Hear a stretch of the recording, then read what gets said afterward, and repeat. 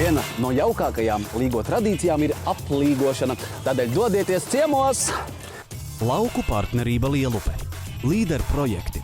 Iespējas uzņēmējdarbības attīstībai. Jelgavas un Ozolnieku novadā realizēti 176 projekti. Mērķis – līdz 2020. gadam panākt, lai 100 no 200 realizētajiem projektiem būtu jaunas uzņēmējdarbības projekti. Latviešu tautas lielākās vērtības ir senu amatnieku tradīciju un kultūras mantojuma saglabāšana un pētīšana. Šodien viens no mūsu pieturpunktiem ir Jelgavas novada Lielvircavas muiža, kurā saimnieko biedrība Lielbarons, uzņemot viesus un turistus. Cienījamā sabiedrība, man ir tas gods jūs uzņemt pie mums Lielvircavas muižā. Lūdzu, sekojiet man!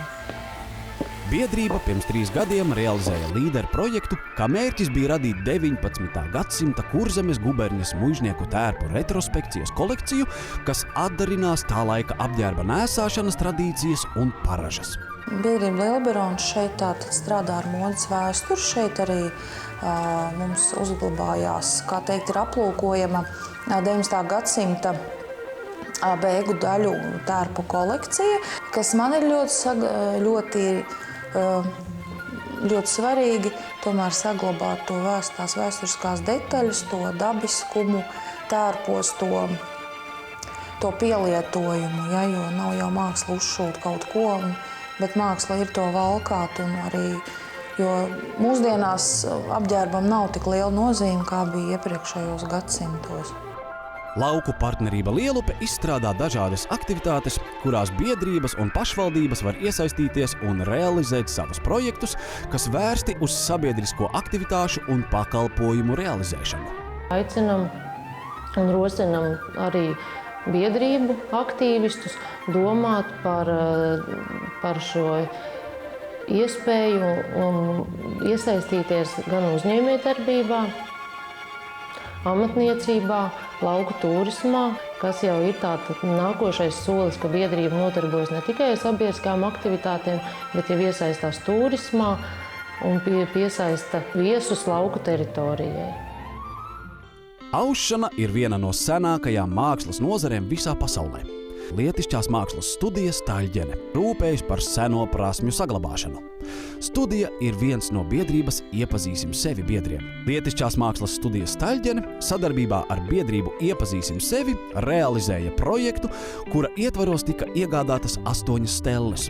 Stelles izgatavoja vietējais amatnieks Gints Buls.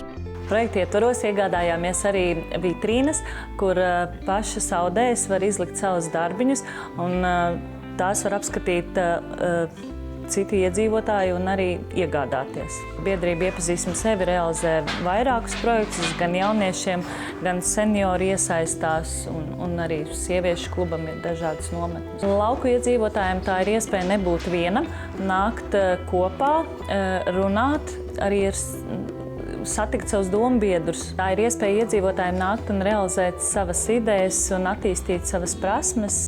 Lietišķās mākslas studija darbojas jau 42 gadus. Šoziem folkloras kopai noausti plecu lakati.